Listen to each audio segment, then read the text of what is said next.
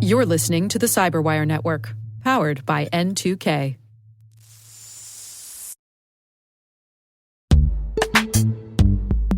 Today's sponsor, Rapid7, has an irresistible invitation for you CISOs and security practitioners out there. A free 2-day virtual summit. The subject? Preemptive security. Join the Global Cybersecurity Summit on May 12th and 13th from wherever you like. A-list speakers will show you how organizations are disrupting attacks before they can blowtorch your day.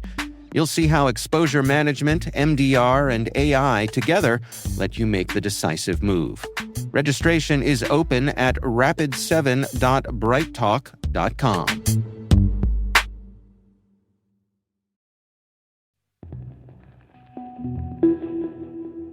Hi, I'm Jaya Baloo, and I'm a Chief Information Security Officer at Avast. I wanted to be a brain surgeon because why not? And then an astronaut. And then I thought that I wanted to be a diplomat for the United States and try to save the world.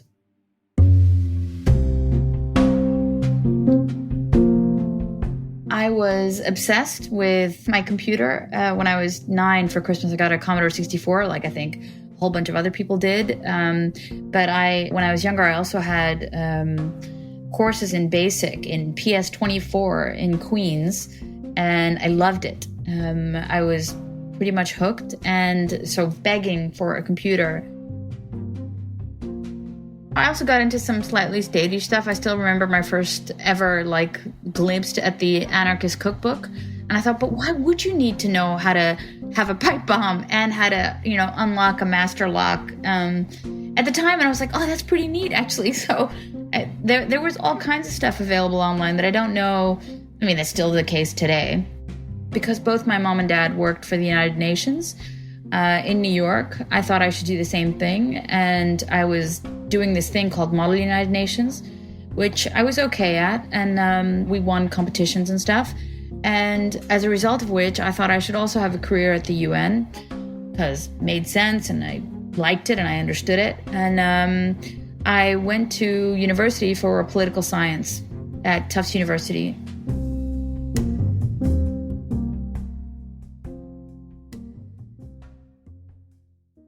I had a very bizarre trajectory. I didn't do all too well. And what I was really unsure of is what was the next step. Like, what should I do? Should I try to kind of stick at it and continue studying this or do something else? And it was total kind of kismet. But I was working at a place called Cybersmith.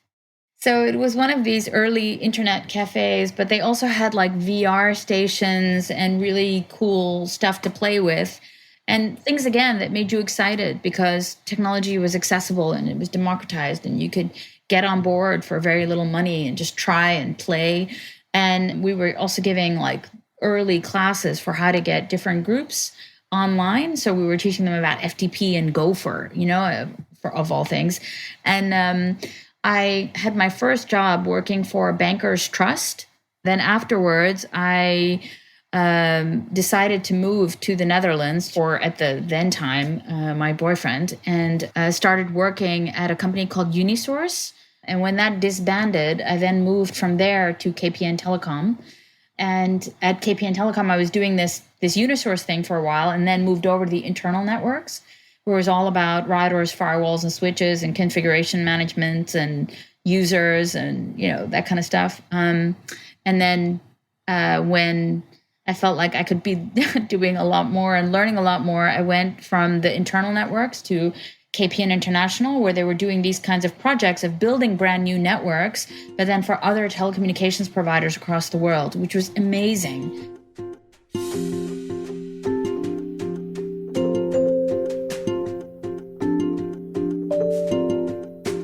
I've always been a bit of a junkie to learn new things.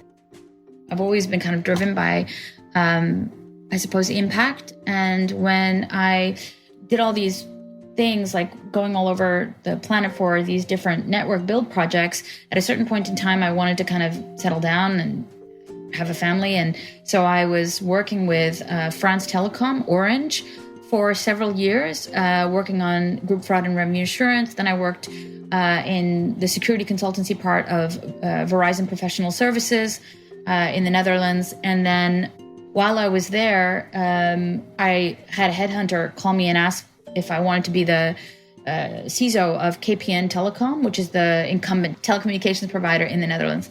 I've always had like a sort of security thing running through my entire career, and I love working in the area. And I basically took the job, and at a certain point in time, after 7 years, you kind of have to reinvent yourself or do something new, because otherwise you take great ideas and you kill them by saying, no, we've tried that before, or that'll never work because blah, blah, blah. And I think actually, just like people deserve new opportunities where they can grow and expand, I think companies also deserve people who think about new opportunities that could be possible and what ifs.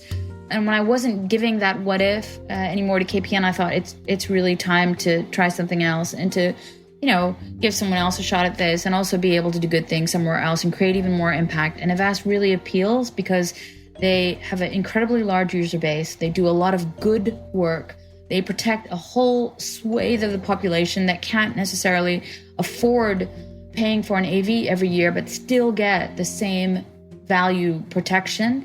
And that really speaks to me at so many levels. And maybe it even goes back to the whole UN thing and the stuff that my parents were trying to do. So I am not a big fan of like traditional managers who just kind of manage stuff. I really believe in agreeing ambitious targets. And then I'm there if you need me. Scream for help when stuff goes wrong or you need a bit of nudging or bouncing ideas off the wall. That's fine.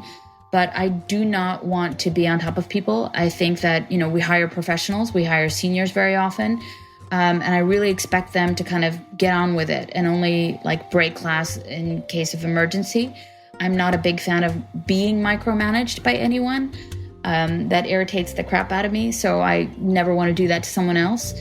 So I really pretty much tend to leave people to get on with it with the crazy ambition and the forward-looking goals that we set in the beginning and that they just achieve on objective.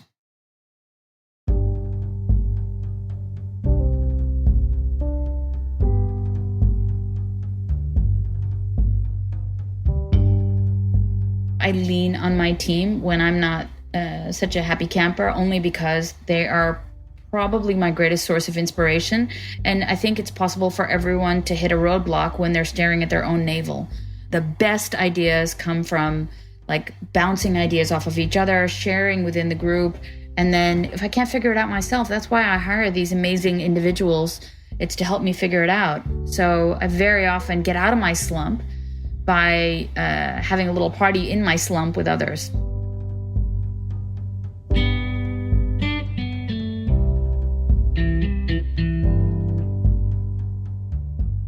I think the biggest gift you can give yourself is this thing of constant learning. It's such a privilege to be able to kind of let your curiosity have free rein.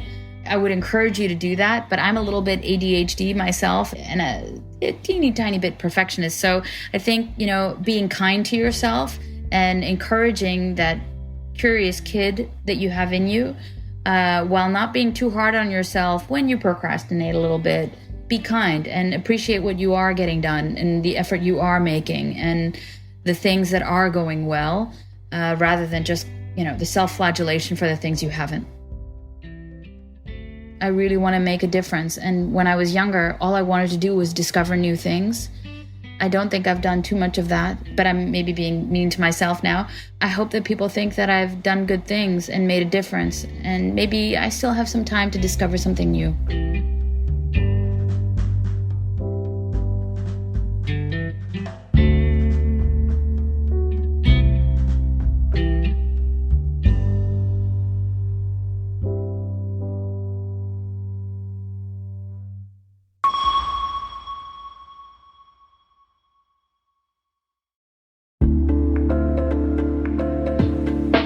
And now a word from our sponsor, Arcova, formerly Morgan Franklin Cyber.